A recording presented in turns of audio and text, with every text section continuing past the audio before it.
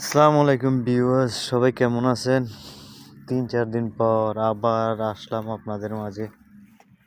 আসি অনেক কষ্ট করে ভিডিও করি, ঘুম না গিয়ে আমাদের কিছু বলতে চাই, জানাতে চাই, কিছু হলো চেষ্টা করি আনন্দ দিবার। আনন্দ দিতে সমস্যা নাই, আমার কাছে ভালোই লাগে, কিন্তু কষ্ট তখনই লাগে যখন আপনারা সাবস্ক্রাইব করেন না চ্যানেল, হয়তো বা লাইক দেন না, কমেন্ট করেন না, তখনই একটু মন খারাপ হয়। এই আর কি, আশা করি সবাই আমাকে হেল্প করবেন,